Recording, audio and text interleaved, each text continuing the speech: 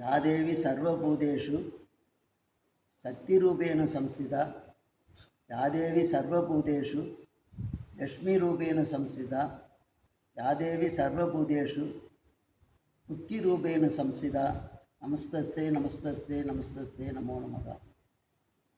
வேதம் சொல்லுகிறது, அம்மையே துர்க்கையாகவும் அம்மையே நமக்கு லட்சுமியாகவும் அம்மையே நமக்கு சரஸ்வதியாகவும் இருந்து காக்கின்றார். வீரத்துக்கு அதிபதியாக இருக்க வேண்டும். ஒருவருக்கு எல்லா செல்வங்களும் இருந்து வீரம் இல்லாவிட்டால் அது நமக்கு சிறப்பாக இருக்காது, நம்மை ஏமாற்றுவார்கள். வீரம் இருந்து செல்வம் இல்லாவிட்டால் அவனை யாரும் மதிக்க மாட்டார்கள். செல்வம் இருந்தால் அந்த செல்வத்தை எப்படி பங்கீடு பண்ண வேண்டும், எப்படி செயல்படுத்த வேண்டும் என்று படிப்பறிவு வேண்டும். இந்த மூன்றையும் அருளுகின்றவர் நம்முடைய அஷ்டாதசபுஷ மகாலட்சுமி துர்காதேவி. இந்த அஷ்டாதசபுஷ மகாலட்சுமி துர்காதேவிக்கு நம்முடைய தர்மயா தினத்தில் 1956ஆம் ஆண்டும் மகா சன்னிதானம் கைலை குருமணிகள் அவர்கள் கைலாய யாத்திரை சென்றிருந்த போது அவர்களுக்கு காட்சி கொடுத்தவள் இந்த அம்மை. அங்கே 3 மாத பயணமாக அப்போதுதான் முதலாக தமிழ்நாட்டிலிருந்து கைலாய யாத்திரை செல்கிறார்கள். 3 மாத காலத்தில் அவர்கள் தயிர் உணவு இல்லாமல் இங்கே எப்போதும் மோர் சாப்பிடாமல் அவர்கள் இருந்ததில்லை.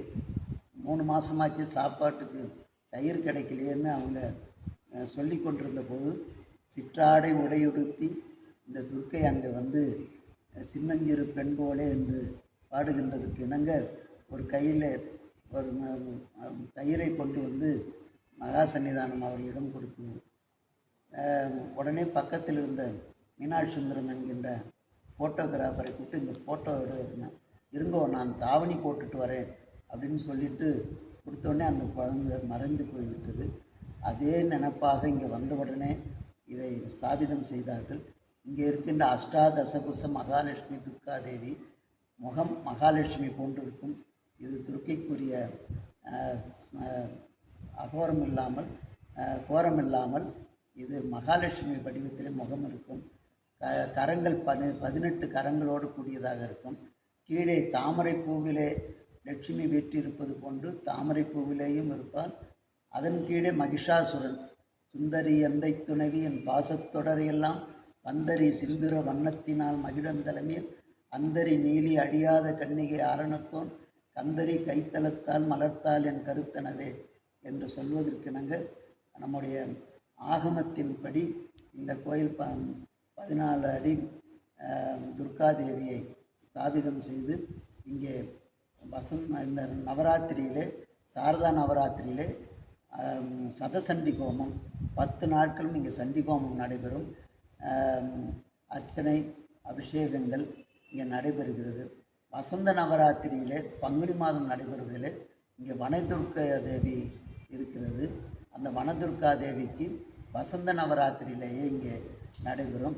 ஆஷாட நவராத்திரியிலே நம்முடைய வராகிக்கு தர்மயா தினத்தினுடைய நிர்வாகத்தில் உள்ள விஸ்வநாதர் கோயிலிலே அந்த அம்பாளுக்கு ஆஷாட நவராத்திரி விழா நடைபெறுகிறது.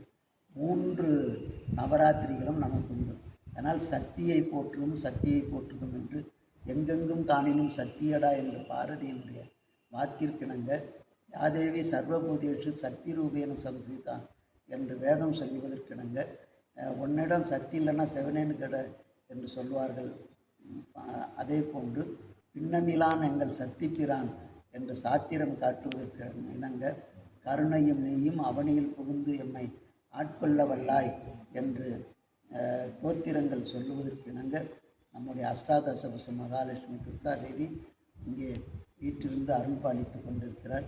பக்தர்கள் நவராத்திரியிலே சண்டிகோமத்திலேயும் கலந்து கொண்டு அம்பாளினுடைய பேரருள் பெறுவிக்கிறார்கள்.